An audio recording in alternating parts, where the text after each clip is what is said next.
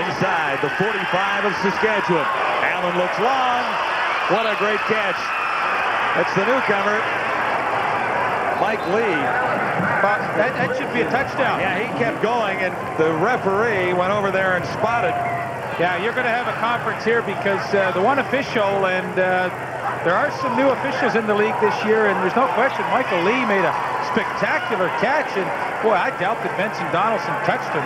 He went down on his own, I'm pretty sure of that. Yeah, Donaldson kind of realized that after the fact and chased Michael Lee, but that should be 6 points. That's a heck of a catch by the young rookie in his first regular season game. Career high is 57. Castillo. And just wide to the right, he had the distance. It's picked up there by Lawrence Woods, who goes backwards. Lawrence Woods, they gave a single point on that, saying he reestablished himself, Lawrence Woods. So looking to give his team a 5-point lead. Was 4 for 4 last week. Leggio, does he have the leg? It's wide, right and short. And that'll be brought out by Morrow. Morrow's going to go back the other way. There's a flag as Morrow takes us up the near side of the field. A little bit of a stutter step. He'll get down to the 50 and stay on his feet. And now he's taken out at the 35. Excellent return from Jamal Morrow. It's been physical, but we talked about it off the top that you gotta maintain composure and make sure you don't take a bad penalty. There was penalty flags down by Leggio where he looks like he got hit.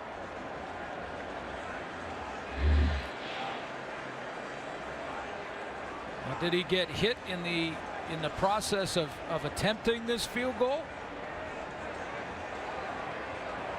He missed it clearly. Now he's a cover guy. He trips there. Oh no. Well, that's not hitting the kicker. Mac Henry gave him a little bit of a bump, but Leggio had already kind of started heading down the field. He was a cover guy. Then you're allowed to block him. Roughing the kicker, 74 Saskatchewan. 15-yard penalty, automatic first down. Yeah, that surprises me a little bit.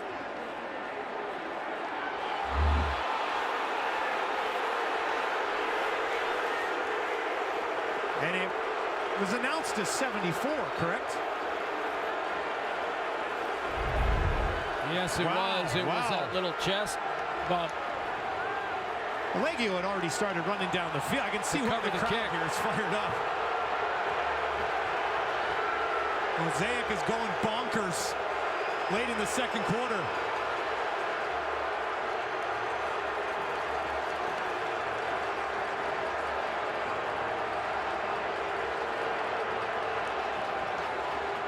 Dickinson is going to get a chat with the officials, and he's reaching for the challenge flag, and there it is. To a roar from the crowd, Dickinson. Take another look at it. After review, the ruling on the field is overturned. There's no roughing the kicker.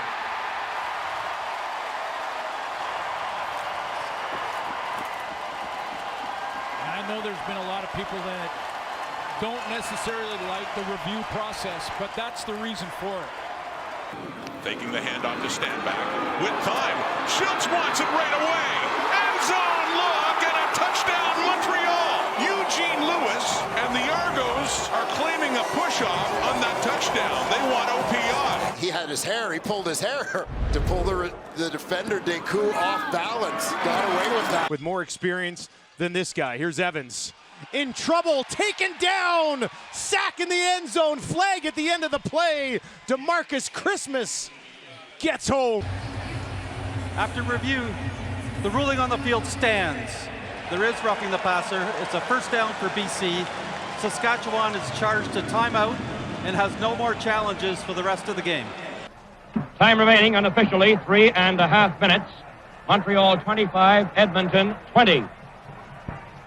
Hunsinger nailed behind the line of scrimmage. Tries a lateral. The ball is loose. Johnny Bright has got it for Edmonton.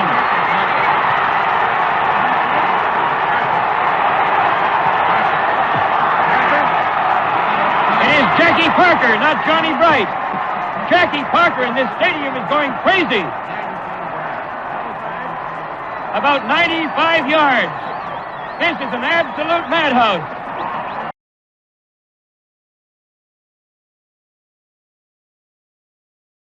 And they've got that defense guessing a little bit. 2nd and 3. Over the middle. Completion and a first down. Andrew Nowacki brought down by Kranz Clemens, but Nowacki will move the yardsticks. But Chocha wondering why Tom Higgins threw the challenge flag.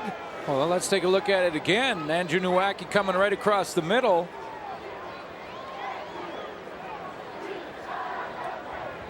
It was a 2nd and 3 play. You can see him just to the right of your screen. He cuts underneath. Catch is made there.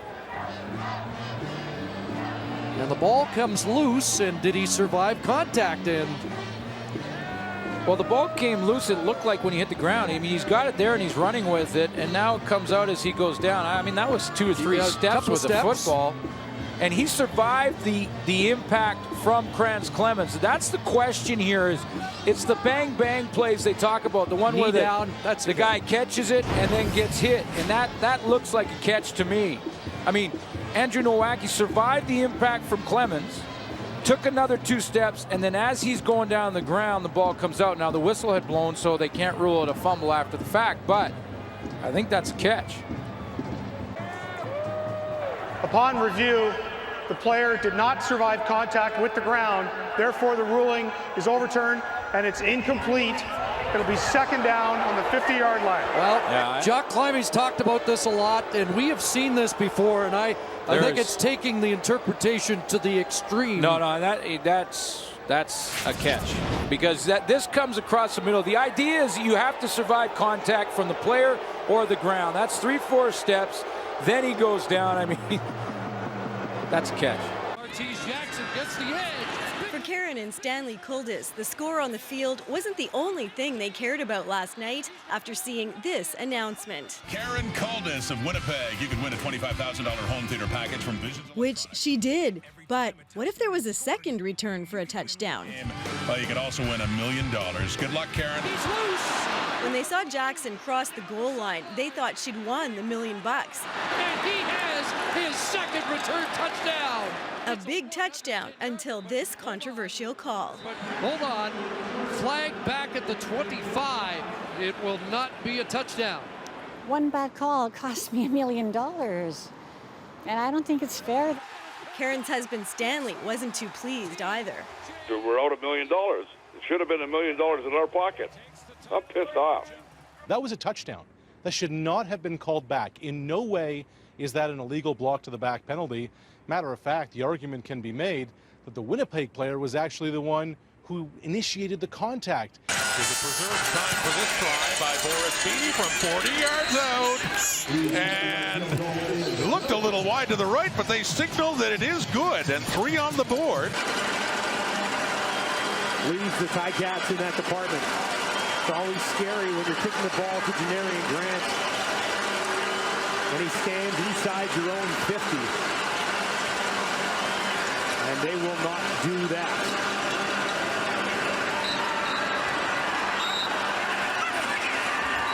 Multiple whistles on the field as the snap was to a Delicae. And the Ticats are not happy that that was blown down.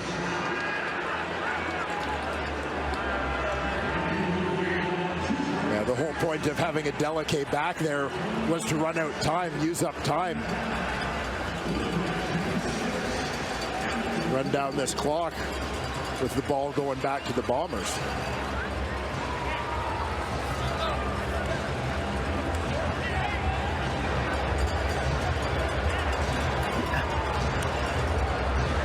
So we're going to apply a 10-yard. Few things to sort out here late in the first half. They put some time back on the clock.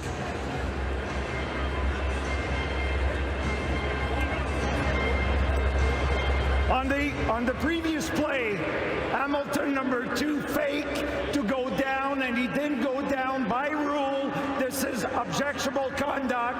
Hamilton number 2, a 10-yard penalty will be enforced, and the clock should read 36 seconds. 36.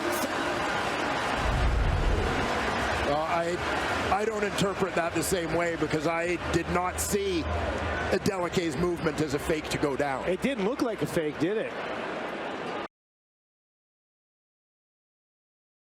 Huge decision for Jim Barker and the Toronto Argonauts. Highly potent Saskatchewan offense as well, of course. Lead the league in passing yardage.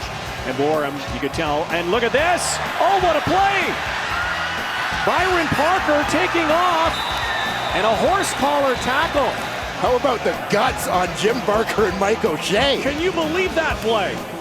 It looked like he was taking the knee for sure.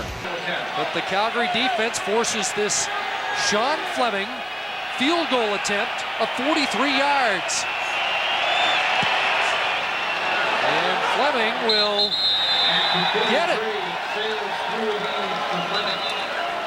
And that one looked like it was close to a miss, so Fleming's field goals have been an adventure. Well, let's take a look at it. We got the advantage of a replay now. It's starting off wide. Now, does it hook? Let's watch it come down. And as it starts to come down, just freeze it right there. Take a look. You can see it's to the outside of the post. And Chris, they got a lucky one there. Third down, so you've got to get the first down here. Obviously, it's going to eat up a little bit more of the clock. So they'll line up quickly. Third and inches.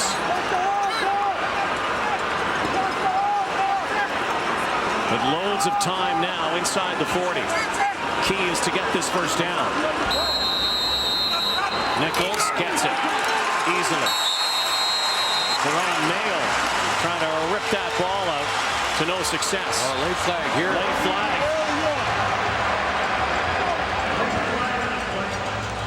And it'll be likely a major foul the way that flag was thrown. Procedure. No. Winnipeg, no end. Wow. 5-yard penalty. That was a really late flag, and it wasn't. So now it's third down. And it's going to be 5 yards to go, and they're going to have to bring Hairolahu out now to kick a field goal to tie. His longest this season, 53. One of the biggest kicks of his young career right here from the 50 with 50 seconds to go. Brian Braun to hold. Hairolahu puts it down and puts it up, and it is no good.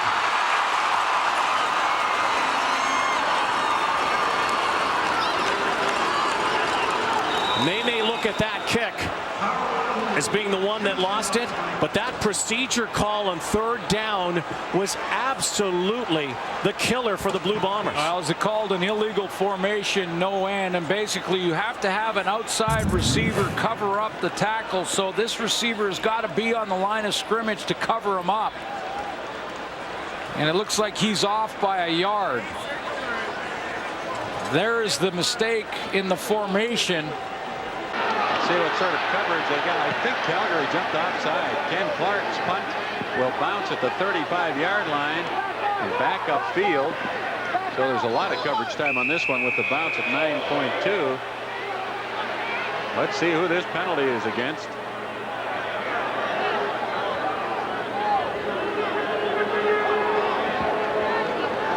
Calgary will either have the ball on that poor punt by Clark, or Ottawa will get a first down and retain it, depending on which way the call goes.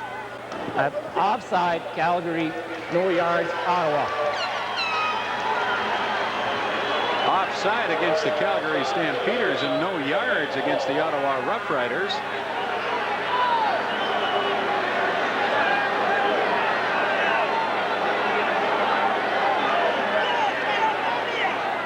One is a 5-yard penalty and one is a 10-yard penalty. And Jacques DeCarry is going to confer with his officials. Now he's going to confer with Ken Clark and explain to him what options he has.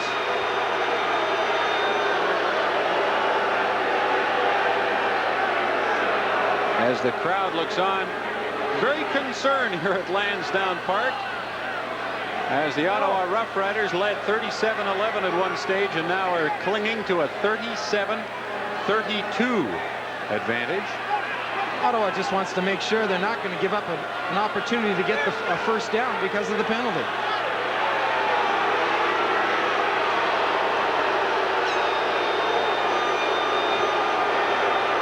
The carry has marched off 10 yards against the Ottawa Rough Riders. Well, Ken Clark is still on the field and about 14 yards back from the center, so you'd have to assume that they're going to be punting the football again. The carry explaining it to Jim Reed. Listen to them boo here at Lansdowne.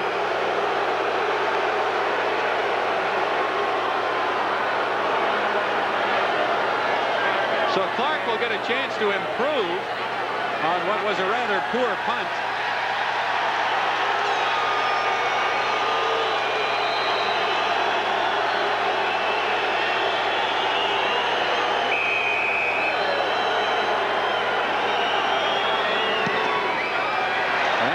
Up beauty. Gary Allen at the 23-yard line is across the 30 and out to the 33-yard line. Here we go. Should be the last play of the game, barring a penalty. Zeros on the clock.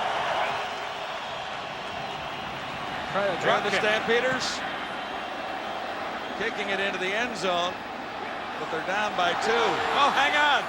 Picked up by Sanford. Flags are down. Now was Celicio Sanford behind the kicker when he kicked the football down the field? Anyone behind the kick is onside. Sanford thinks he's got the winning points.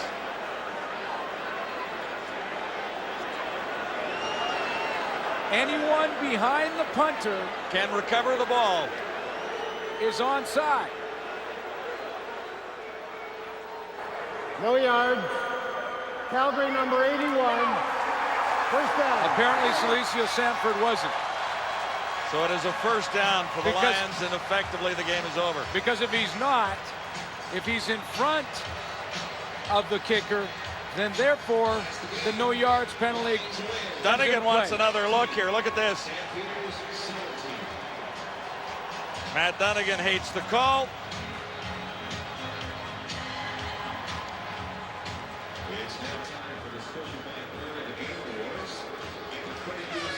It'll go down as a 2-point victory for the BC Lions.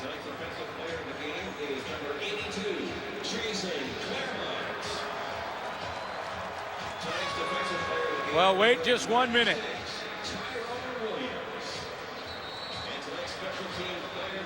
You can't end the game on a penalty, and that's what Jake Ireland is saying right now. Even if the Lions have the option of turning it down. Well, here's the play, because you know there's still the old drop kick in the playbook too, where you can throw it, turn around, drop kick it through the uprights for a field goal. Well, you get 3 for that, but this was in fact a punt by Juhas. And in the estimation of the officials, Celicio Sanford was in front of the punt, therefore that's no yards because no Lion has touched it yet. So there's a penalty. BC football, no touchdown, and you can't end the game on a penalty. Sends out 4 receivers to the left. Masoli stands in, throws it up, jump ball! Jalen Saunders, and you wonder here if June Jones might be challenging. One-on-one battle. It's going to come down to a 3rd down. And June Jones is challenging through the yellow challenge flag. Now from that angle, we kind of pick it up late. From that angle, it looked like a pretty good play by Jamar Wall to me. See if we can pick it up a little bit earlier to see if there's any kind of grab or contact. Hamilton is challenging the ruling on the field. They'll believe that there was an illegal contact on the receiver, Hamilton number 89. The play will be reviewed. Jalen Saunders kind of hoping and praying as well on the verdict of this one. So keep an eye on Jalen Saunders, the number 2 receiver, to the field here. That 4-man set working right down the hash against halfback Jamar Wall. Well, the crowd's watching it on the big screen. Boy, it looked like it was almost again, simultaneous. Yeah, you slow it down enough. Well, you see he's there early, but and to if me, if it is slowed down, they are seeing that back at CFL Command, which means that might be some evidence. After review, defensive pass interference. Calgary. Oh, the Stampeders sideline. Can't believe it. Down to the 1. Ball game still on here in every way imaginable. And so June Jones holding that challenge flag to the very end. Had to throw it. Jamar Wall argues it. Dickinson can't believe it. The Tiger Cats still breathing. Oh, it's a low one, but it's grabbed by Haberlau. It's a beautiful punt. Dressler all the way back to the rider.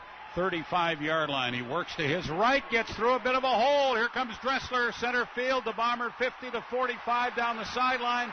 The 30, he's gone. Dressler all the way for a Saskatchewan touchdown. Wow, while it was a big kick, you have to wonder whether he outkicked his coverage there or whether it wasn't directionally where it wanted to be. Dressler kind of caught it in between the hash mark and the numbers on our near side of the football field and just took it across the field and waited till there was some sort of gap, using tremendous speed and just weaved his way all the way through traffic. Fans are pretty upset about something, probably a holding call that the Riders got away with. Usually the case on a huge punt return of that nature. What a game changer. Yeah, they saw a replay on the big board here, and it appears that, well, for sure, there's an obvious hold on MP Pontbriand, who was one of the last men who had a shot at Dressler, but it wasn't called, and Dressler has 75-yard punt return touchdown. That's what the booing's all about. Yeah, just frustration about how this game has gotten away from this football team right now, and they're in danger of being routed if things do not turn around in a hurry. 27-8 it'll be after the convert by Milo, and it's up and through there.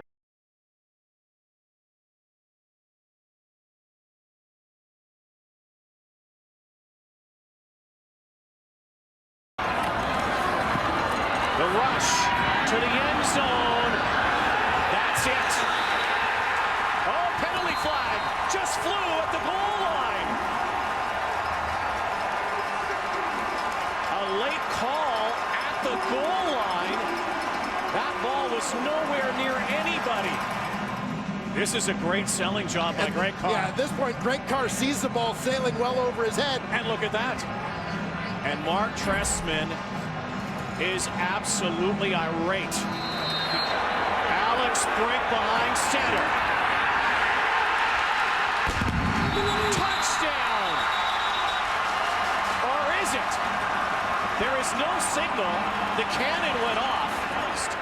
The replay official has asked us to review the last play. It looks like Brink may have crossed that goal line. After review, the ruling on the field stands. It is second down. Second down. Can they complete the comeback? No signal. No signal. No touchdown. The clock says zeros. This game is over. After review, the ruling on the field stands. The game is over. Mark Trestman and the Alouettes survive. Well, just fitting that this battle between two great teams for first in the East comes down to the final second.